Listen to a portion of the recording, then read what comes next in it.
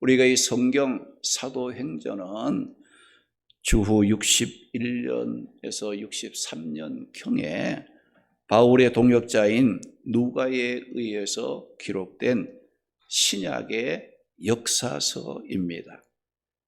누가는 로마의 고위 공직자인 데오필로에게 두 번의 글을 썼는데, 첫째는 누가 복음을 기록해서 보냈고, 두 번째 기록한 것이 뭐냐? 사도행전, 오늘 읽은 이 사도행전 말씀들입니다.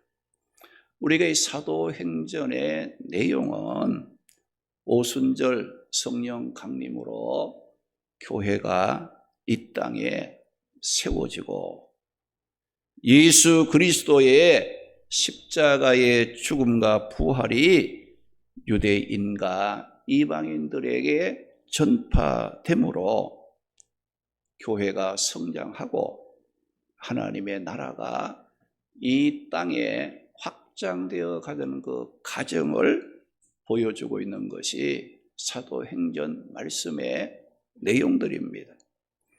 그리고 오늘 읽은 이 말씀은 부활하신 예수님께서 승천하시기 전에 제자들을 비롯하여 예수 믿는 모든 자들에게 기다리며 구할 것이 무엇인가에 대하여 말씀하신 내용입니다. 우리 믿는 성도들의 삶은 기다리면서 구하는 삶이라고 생각할 수도 있습니다. 기다리지 못해서 낭패를 당하는 경우도 많고, 구해야 할 것을 구하지 않고 딴 것을 구하다가 축복을 놓쳐버리는 경우도 있을 것입니다.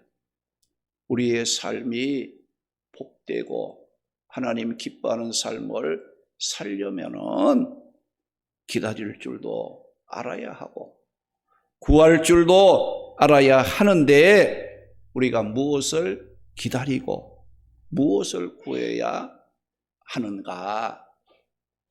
오늘 이 말씀을 따라가면서 우리 성도들이 기다리며 구할 것이 무엇인지 발견하고 삶의 방향을 찾고 함께 은혜를 나누도록 하겠습니다. 성도들이 기다리며 구할 것은 하나님 아버지께서 약속하신 성령입니다. 할렐루야. 예수 믿고 구원을 받았다면 하나님이 약속하신 성령을 기다리고 구할 줄 알아야 한다는 거예요. 오늘 본문 4절 말씀 보면 사도와 함께 모이사 그들에게 분부하여 이르시되 예루살렘을 떠나지 말고 내게서 들은 바 아버지께서 약속하신 것을 기다리라고 말씀을 했습니다. 우리 성도들이 기다리며 구해야 할 것은 아버지께서 약속하신 성령이라는 말씀입니다. 그런데 사람들이 기다리며 구할 때에 어떤 것을 기다리고 어떤 것을 구합니까? 가장 필요한 것, 가장 좋은 것을 기다리고 구할 것입니다.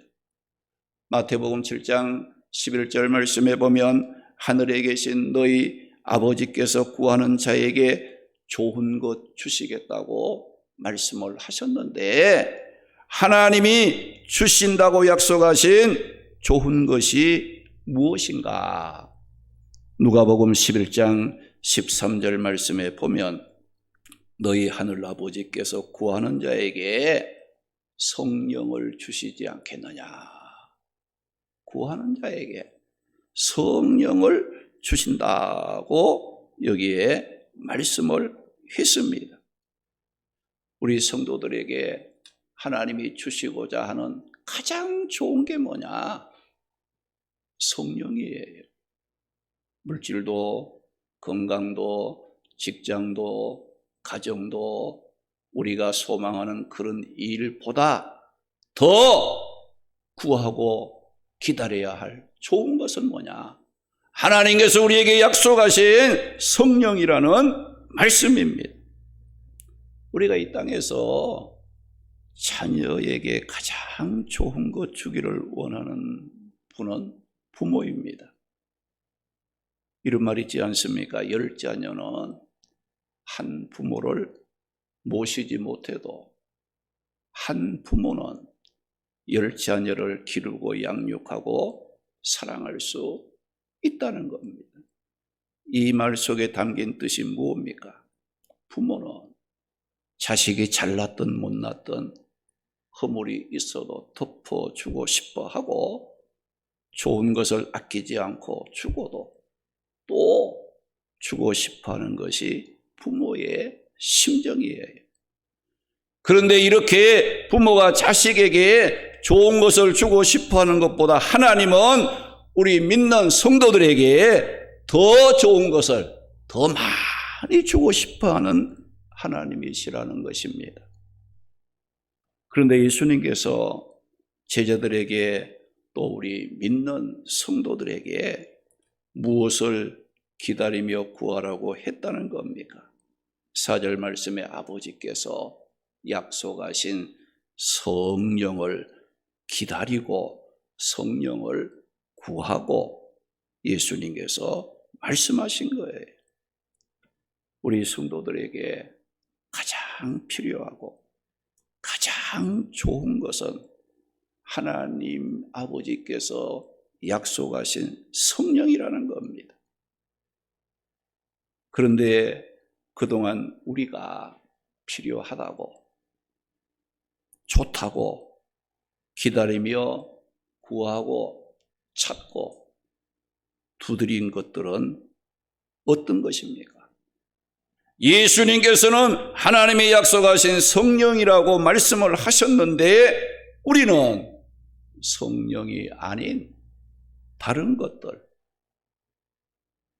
눈앞에 보이는 먹고 마시는 거 염려하며 세상 것을 내 삶의 우선순위에 두고 기다리며 구하며 살아온 삶은 아니었습니까? 예수님께서는 분명히 말씀했어요.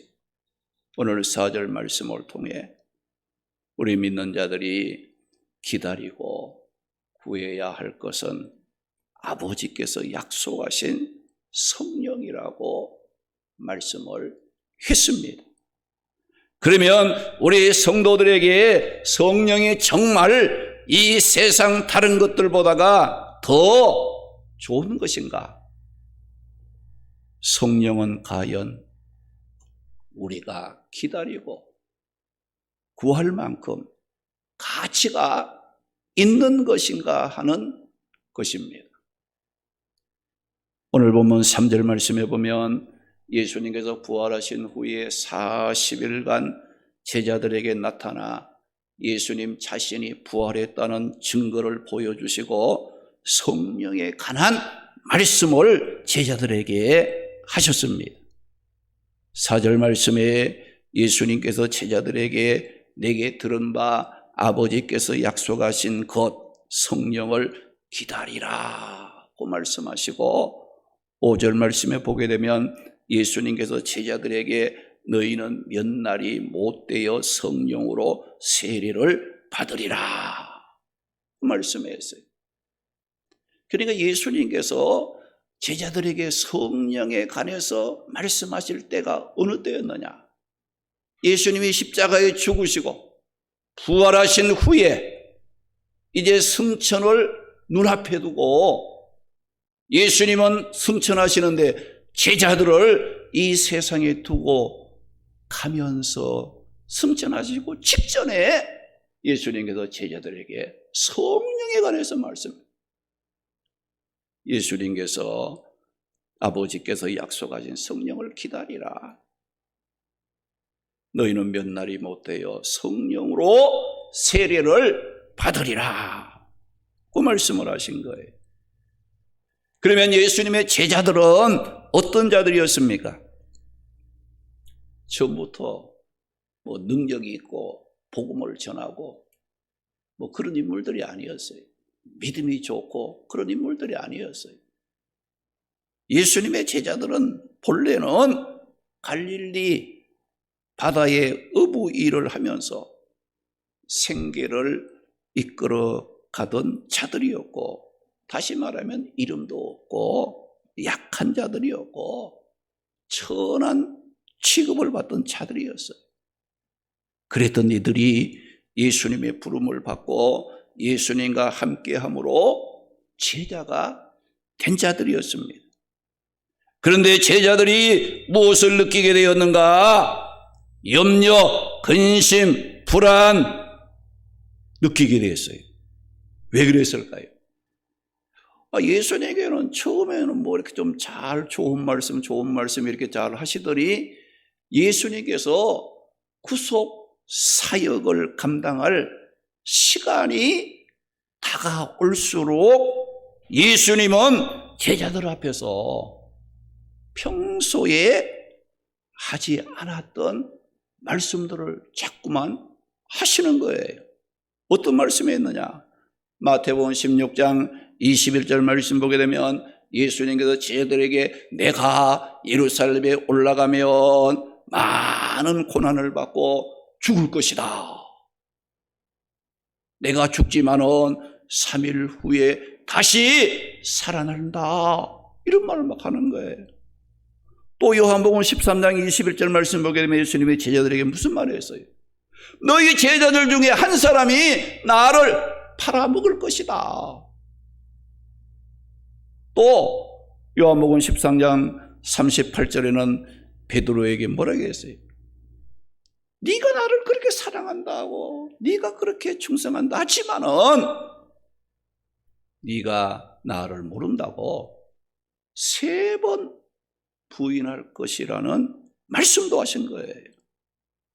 그리고 요한복음 13장 33절 36절 말씀에 보게 되면 예수님의 제자들과 그동안 함께 있었는데 제자들에게 뭐라고 하는 거 아니? 내가 너희를 떠나가겠다.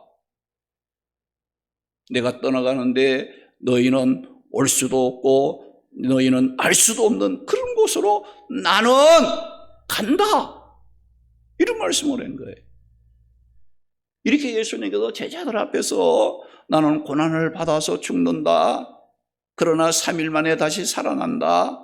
너희 중에 한 사람이 나를 팔 것이다. 베드로가 3번 부인할 것이다. 나는 너희가 알 수도 없고 따라올 수도 없는 곳으로 나는 너희를 떠나게 될 것이다. 이 말씀들은 예수님의 십자가의 죽음과 부활과 승천에 관한 말씀이었지만 그 예수님의 말씀의 뜻을 알지 못했던 제자들에게는 상상도 하고 싶지 않았던 충격적인 말들이었습니다. 이런 말들이 제자들의 삶에 무엇으로 다가왔습니까?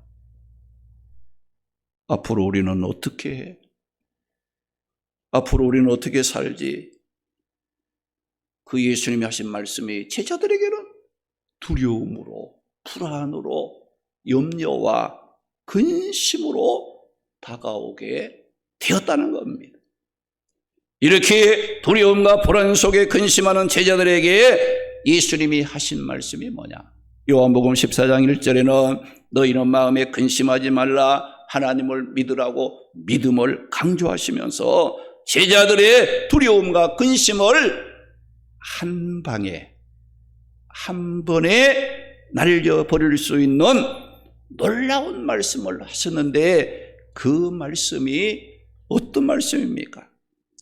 요한복음 15장 26절 14장 16절 말씀에 보면 예수님께서 보혜사 곧 진리의 성령을 너희에게 보내어 영원토록 너희와 함께 있을 것이고 성령 그가 너희에게 모든 것을 가르쳐주고 너희에게 모든 말한 것을 생각나게 할 것이라. 그 말씀을 해 주었어요. 보혜사 진리의 영 성령을 너희에게 보내요. 지금 두려워하고 근심하고 염려하는 충격에 빠진 제자들에게 하신 말씀이 뭐예요? 성령을 보내주겠다. 그 성령은 보혜사요 진리의 영을 보내주겠다고 말씀한 거예요. 그 성령이 너희와 함께 할 것이고 그 성령이 모든 것을 가르쳐주고 내가 너희에게 한 말씀들을 생각나게 할 것이다. 그 말씀이었어요. 이 보혜사라는 말은 파라클레토스라는 말로 돕는 자, 변호자, 위로자란 뜻으로 우리 한글 개역 성경에서는 보혜사 혹은 대언자라는 말로 번역이 된 말이기도 합니다. 성령은 우리 성도들이 두렵고 근심되는 일을 만나 어때야 할까? 어떻게 할까? 갈 바를 알지 못하고 힘들어할 때 이 성령께서 두려워하는 우리 곁으로 와서 우리를 위로해 주고 변호해 주므로 모든 것을 가르쳐 주고 모든 것을 생각나게 하심으로 도와주시기 위해서 오신 분이 성령이라 이거죠. 그래서 이 성령은 우리 성도들의 그 삶을 도와주는 도우미 역할을 하시는 분이 성령 하나님이시라는 거예요.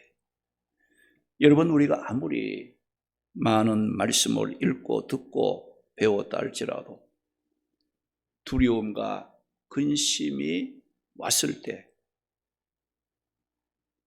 한란날에 나를 부르라. 내가 너를 건지리니 네가 나를 영롭게 하리라. 이 말씀들을 성령이 우리 곁에서 가르쳐 줍니다. 생각나게 합니다.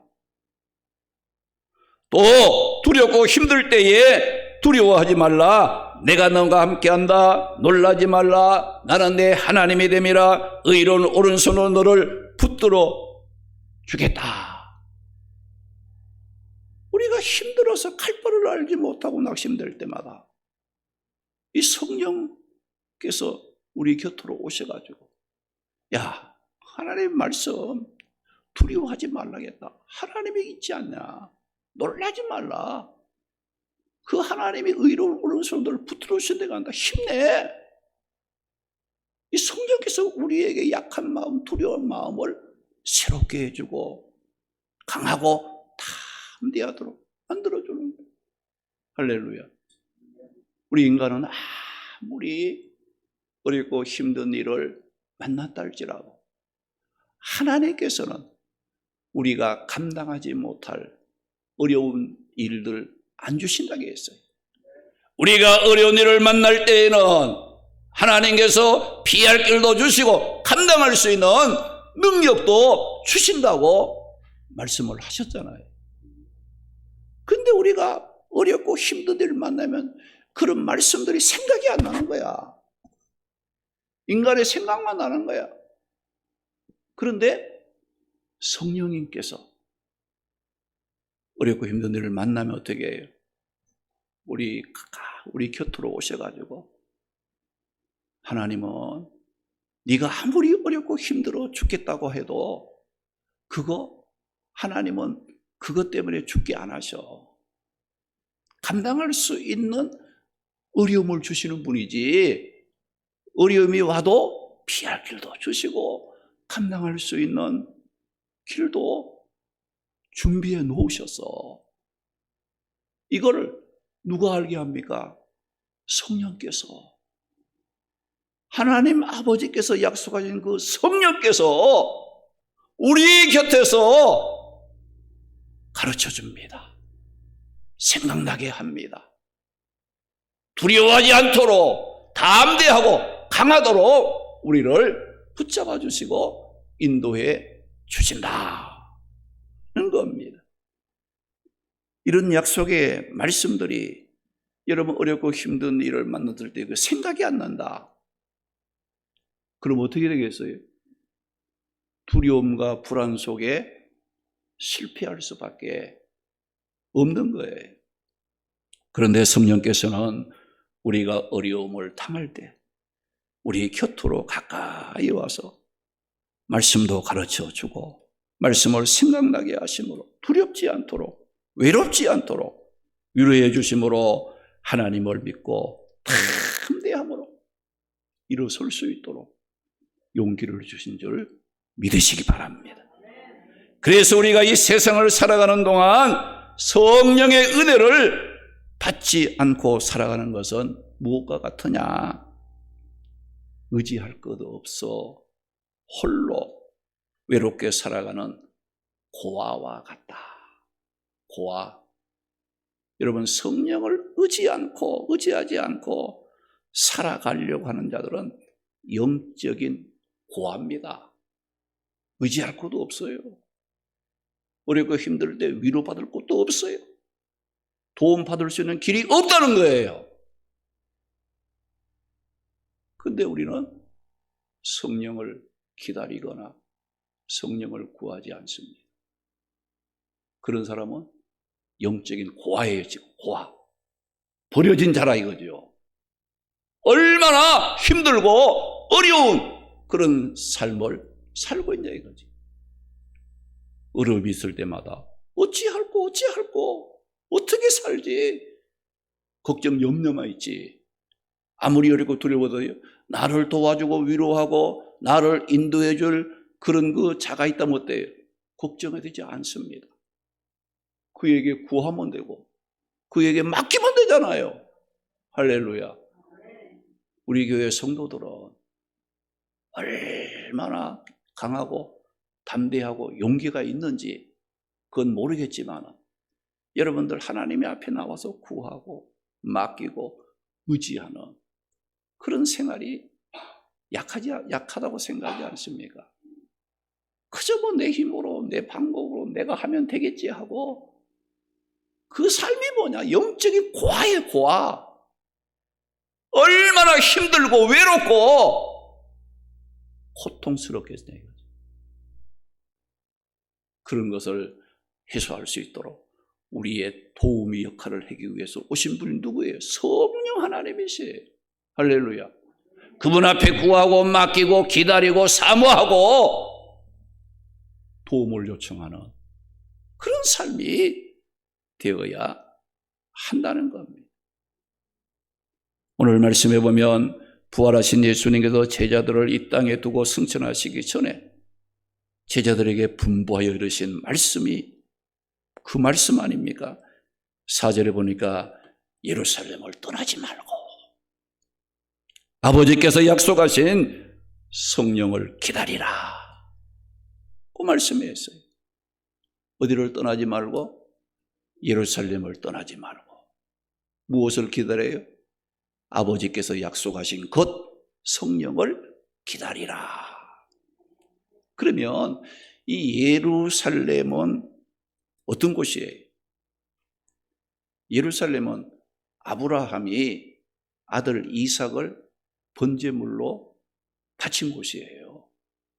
솔로몬이 성전을 건축한 곳이에요. 또 예루살렘은 예수님께서 십자가에 죽으시고 부활하심으로 구속 사역을 이루신 곳입니다. 그리고 예루살렘은 장차 우리 성도들이 영원한 처소가 될 새 예루살렘의 모형입니다. 예루살렘은 제자들에게 어떤 곳입니까? 예수님 십자가에 고난당해 죽으신 곳이고 또 예수 믿는 자들을 막 잡아서 옥에 가두려고 죽이려고 찾아다니는 곳이에요. 그런데 예수님은 뭐라고 했어요? 제자들은 이 예루살렘을 좀 피하고 싶은 거야. 예수님도 고난받아 죽으셨지. 예수 믿는 사람들이 막 잡히면 죽을 수 있는 그런 위험한 곳이기 때문에 제자들은 어때요? 막 피하고 싶어. 그곳에 있고 싶지 않는데 예수님께서는 뭐라고 했어요?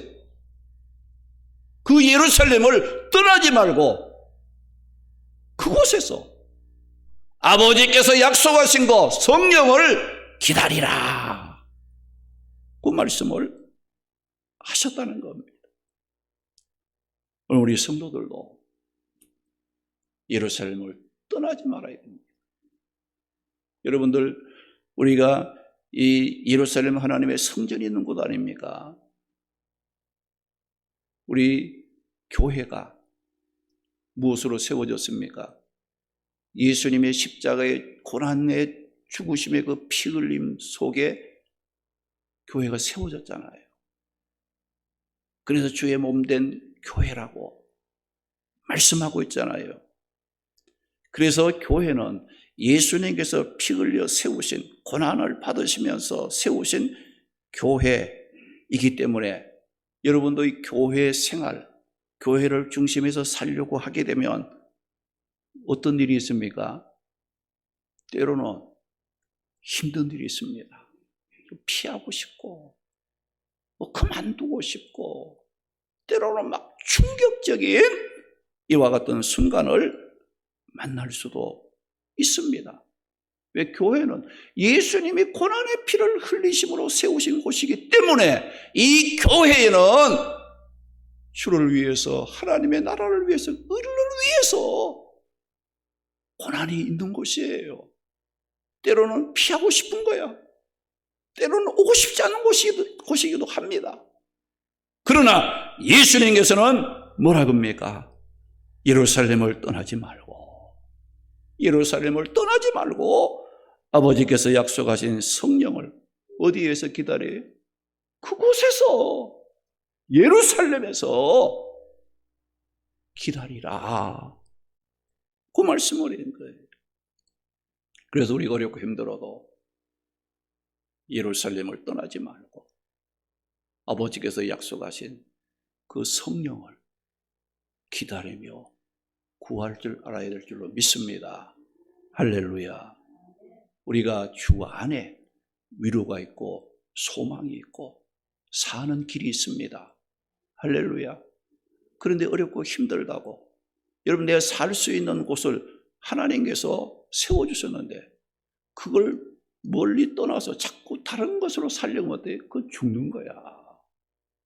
위로도 없고 소망도 없고 축복된 그런 삶을 살 수가 없다는 겁니다. 이렇게 아버지께서 약속하신 성령을 기다리면 어떻게 된다고 했습니까? 5절 말씀해 보니까 너희는 몇 날이 못되어 성령의 세례를 받으리라고 했습니다. 이는 아버지께서 약속하신 성령을 기다리며 구하는 모든 자들에게 보혜사, 진리의 영, 성령이 부어짐으로 그들의 삶에 성령의 인도하심, 보호하심, 지켜주심에 놀라운 역사가 나타나고 성령께서 그들을 강권적으로 붙잡아 주시고 인도해 주신다는 말씀이에요. 그리고 본문 8절 말씀에 보면 이 성령이 너희에게 임하시면 너희가 무엇을 받고 했지요? 권능을 받고 예루살렘과 온 유대와 사마리아와 땅끝까지 이르러 무엇이 되리라? 내 증인이 되리라. 그래서 우리가 성령이 임하게 되면 우리에게 뭘 받아요? 권능을 받게 돼요. 어떤 일을 해요? 증인의 삶을 사는 거예요. 예수 그리스도의 복음을 전하는 삶을 살게 된다는 거예요. 여기 권능이라는 말은 두나미스라는 말로 힘, 능력이라는 뜻으로 여러분들이 권능을 받게 되면 무슨 일을 만나든지 거기에서 절망하고 좌절하는 것이 아니라 할 수 있다, 가능하다, 하면 된다는 확신에 찬 삶을 살게 된다는 겁니다. 그래서 누구든지 이 성령이 임함으로 권능을 받지 못하면 항상 뭐예요? 영적인 고아가 돼서 불안하고 두렵고 염려, 근심에 붙잡혀서 낙심하고 절망하며 실패의 삶을 살아간다는 겁니다. 그래서 하나님께서 우리 성도들을 향한 마음은 어떤 마음이에요? 평안한 마음이에요. 할렐루야. 평안한 마음을, 하나님이 주신 평안한 마음. 어떤 일을 만나든지 그 일 앞에서 평안함을 누리는 거예요. 마음의 평정을 찾는 거예요. 그런데 우리는 어떻습니까? 우리 만나면 어때요? 막 불안하고 막 초조하고 염려, 근심, 하나님이 주시는 마음이 아니고 마귀가 주는 마음이에요. 두려운 마음, 막 떨리는 마음, 막. 이거는 하나님이 사랑하는 자녀된 우리에게 주시는 마음이 아니에요. 자꾸 마귀가 옆에서 엉뚱한 생각을 집어넣어주고 엉뚱한 그런 그 삶의 길로 나가게 만들고 있다는 겁니다. 그래서 이 하나님을 사랑하고 성령의 임재하심을 믿는 일 어떻습니까? 어려우면 어려울수록 하나님의 앞으로 주님의 앞으로 나오게 되어 있어요. 그런데 성령의 은혜가 떨어지면 어때요? 어려우면 어려울수록 떠나는 거예요. 예루살렘을 떠나 나를 도와주는 하나님의 곁을 자꾸 떠나고 싶어해. 그 마음이 좋은 마음이 아니에요. 그게 좋은 게 아니에요. 그 여러분들이 우리는 성령의 은혜를 덧입기 위해서 우리가 기다리고 구할 수 있는 그런 그 삶이 될 때 어떻게 권능을 받아서 무슨 일을 만나든지 떨리지 않고 강하게 되고 담대함으로 믿음을 지키며 하나님의 선한 역사를 이루어가게 되어진다는 겁니다. 그래서 우리가 이 성령은 우리에게 능력의 삶을 살아가도록 권능만 주실 뿐만 아니라 뭐예요? 하나님이 가장 기뻐하는 증인의 삶을 살게 하고 우리에게 가장 복이 되는 복음을 전하는 삶을 살도록 담대함을 가져다 줍니다. 제자들이나 오늘 우리 성도들에게 있어서 가장 중요한 삶은 뭐냐? 예수 그리스도의 증인이 되는 삶이에요. 증인이 뭐냐? 마르테레스라는 말로 예수님에 관하여서 증거하는 거. 예수님에 관해서 이야기할 수 있는 사람. 그리고 여기에는 순교자라는 뜻을 내포하고 있는 말이기도 합니다. 우리가 어떻게 구원받았어요? 예수님의 십자가의 고난을 참고 견뎌 주심으로 어떻게 했어요? 우리가 구원받아 성도들이 되었잖아요. 우리가 이것을 알 때에 어떻습니까? 주님이 나를 구원하시기 위해서 십자가의 고난을 받고 죽기까지 참아주시고 차원했다면 나 또한 예수님에 대해서 이야기하고 예수님의 복음을 전하는 일에 두려워하지 않고 때로는 어때요? 내 생명까지도 드리겠다는 담대함을 가지는 것이 옳은 생각입니다. 할렐루야. 예수님은 죽기까지 고난당하며 나를 구원해 주셨는데 그런 은혜로 구원받은 우리는 예수님을 위해서 요만큼도 조금도 희생하고 고난당하는 것을 싫어서 피해 다닌다면 맞지 않잖아요. 이게. 우리가 하나님께 은혜를 받고 은혜 받는 자답게 살지 못하는 그런 삶이 되어서는 안 된다는 거예요. 성령은 이렇게 우리에게 담대함을 주어서 어떤 사람에게 어떤 장소에서도 복음을 전할 수 있는 담대함을 우리에게 가져다 주는 거예요. 그런데 사람들은 어떻습니까? 전도 좀 합시다. 복음을 좀 전합시다. 전도합시다. 뭐 어때요? 막 겁부터 먹고 꼬리를 내리고 하기 싫어서 이 핑계 저 핑계를 대면서 하지 않으려고 합니다. 그런데 반대로 성령이 이 마음으로 권능을 받고 나면 어떻습니까? 전도하는 것이 가장 쉽고 가장 즐겁고 가장 하고 싶은 일이 전도하는 거예요. 할렐루야. 그래서 여러분들이 인간의 힘으로 하려니까 안 되는 거지요. 내 생각으로 하려니까 안 되는 거 아닙니까? 성령이 임하시면 기쁨을 할 수 있습니다. 예수님에 대해서 이야기하는 것이 즐겁고 복음을 전하는 것이 감사하고 내가 그런 일에 쓰임 받는 것이 기쁘고 즐겁다 이거죠. 그런데 그것을 못할 일을 하는 것처럼 억지로 막 끌린다든지 이렇게 하는 것은 인간의 생각이 있기 때문에 그런 거예요. 그래서 우리가 성령의 은혜를 날마다 간구해야 됩니다. 교회 생활, 직분 생활, 전도 생활, 가정 생활, 직장 생활, 무슨 일을 하든지 간에 우리는 하나님 아버지께서 약속하신 성령을 기다리고 구하고 그 성령을 우리가 은혜를 덧입어 모든 일들을 해나갈 때 어떻습니까?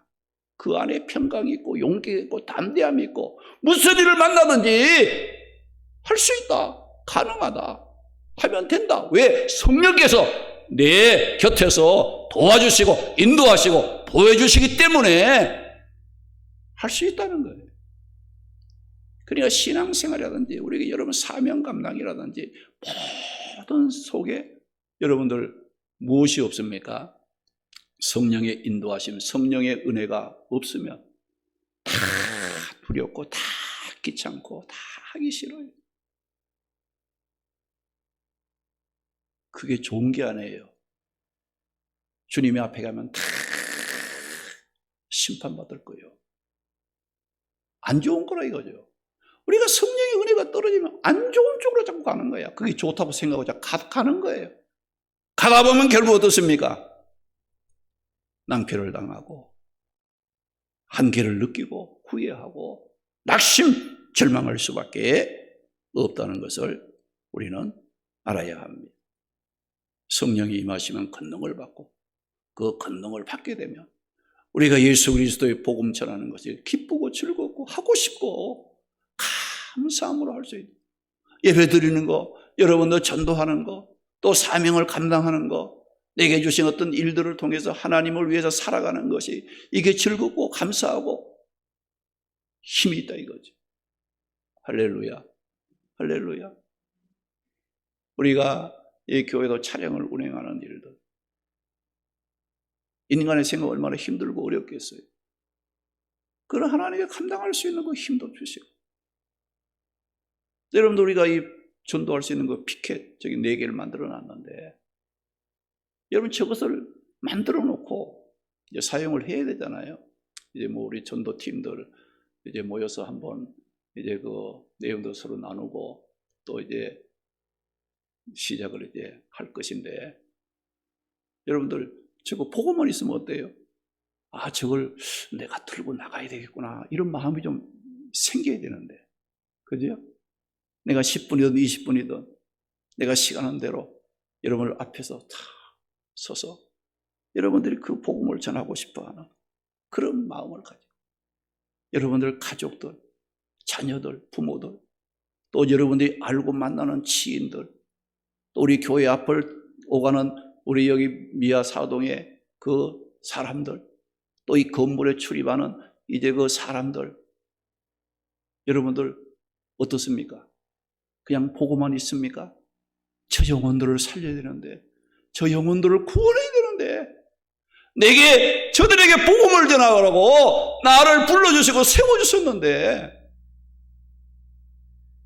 하지 못하는 내 마음을 보면 안타까워하며 할 수 있는 힘을 달라고 기도할 수 있는 그런 그 마음과 자세가 우리에게 있어야 되죠. 그러지면 어떻게 돼요? 성령이 임하시며 무슨 일을 하기 전에 충분히 하나님 앞에 기도하고 성령의 은혜를 사모하며 성령이 나와 함께 하심을 확신하며 여러분들이 모든 걸 할 때에 그 속에는 평안이 있고 기쁨이 있어요. 여러분들 세상의 모든 것을 부유하게 누린다고 해서 여러분 그 사람 다 평안한 줄 압니까? 아니에요. 근심 걱정, 남이 알지 못하는 고통 염려, 거기에 시달리며 죽음의 길을 달려가는 거예요. 여러분 있는 것으로 사는 게 아니에요. 하나님의 은혜로 사는 거고 하나님의 도와주신 가운데 우리의 모든 것을 감당할 수 있는 그런 그 역사가 나타난다는 것을 우리가 기억해야 됩니다. 오늘 말씀에 예수님께서 예루살렘을 떠나지 말고 아버지께서 약속하신 것을 기다리라고 말씀하시고 승천하셨을 때에 제자들과 그 어머니 마리아와 또 예수님의 동생들이 무엇을 했다겠습니까? 사도행전 1장 14절 말씀 보니까 아버지께서 약속하신 성령을 사모하며 마음을 같이하여 오로지 기도에 힘썼다. 그 말씀에 있어요. 그랬더니 사도행전 2장 1절에서 4절 보면 그곳에 그들이 성령의 그 약속을 믿고 기다리고 구한 그 사람들이 모인 그곳에 오순절날이 되었을 때에 하늘로부터 그들 위에 성령이 임함으로 다 성령의 충만함을 받았더라. 그 말씀을 했어요. 아버지께서 약속한 성령은 기다리며 구하는 자들이 받습니다. 또 성령은 회개하는 자들에게 임합니다. 순종하는 자들에게 역사합니다. 말씀을 듣고 배우는 자들에게 성령이 임합니다. 기도 받을 때에 성령이 임했던 역사를 성경을 통해서 찾아볼 수가 있는 겁니다. 우리가 사도행전을 통해서 볼 때 성령은 어떤 일을 했다는 것을 발견할 수 있습니까? 성령은 이 땅에 교회를 세우는 일을 성령이 했어요. 성령으로 세워진 이 교회는 누구를 통해서?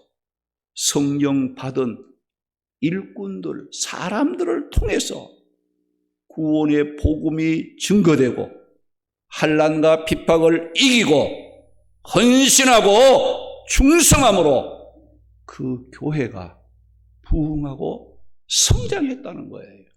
할렐루야.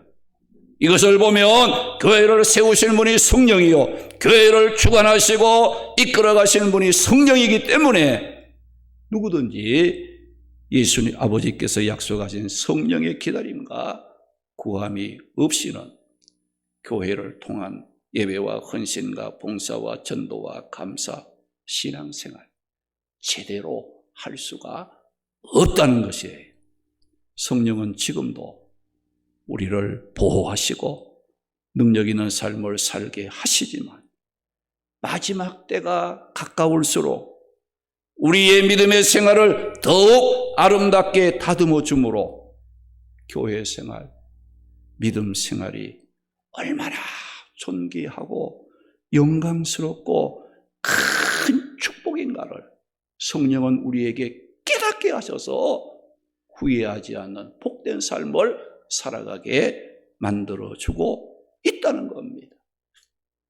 우리가 갈라디아서 5장 22절 23절 말씀에 보면 이 성령의 열매에 대한 말씀이 거기에 나오고 있어요. 거기 보면 이 성령의 열매들을 보게 되면 얼마나 아름다운지 몰라. 교회 생활, 가정 생활, 여러분이 어떤 직장이나 사회생활을 할 때에 이 성령의 열매들이 있을 때 그 삶이 얼마나 복되고 그 삶이 존귀하고 귀하게 된다는 것을 우리가 발견할 수 있는 거예요. 성령의 열매가 뭡니까? 거기 보면 오직 성령의 열매는 사랑, 희락, 화평, 오래 참음, 자비, 양성, 충성, 온유, 절제. 내 삶 속에 성령이 임함으로 이런 열매가 있으면 교회 생활을 얼마나 아름답게 하겠어요. 할렐루야. 여러분 가정생활 또 여러분이 어떤 그 일들을 할 때 얼마나 그 하는 삶이 아름답고 보기가 좋고 사람들로 하여금 기감이 되는 이 성령의 열매가 이렇게 아름다운 열매들인데 이런 열매들이 내게 있으면 신앙생활 정말 즐겁게 하고 아름답게 하고. 근데 이 성령은 어때요? 우리가 모나고 여러분들 막 그 여러 가지로 어떤 거 할 수 없는 거 어때요? 성령은 다듬어 주는 거예요.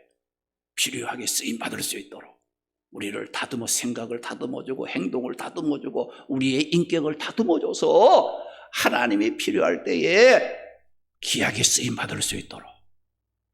할렐루야. 그 성령의 은혜가 없으니까 어때요? 날카로운 거야.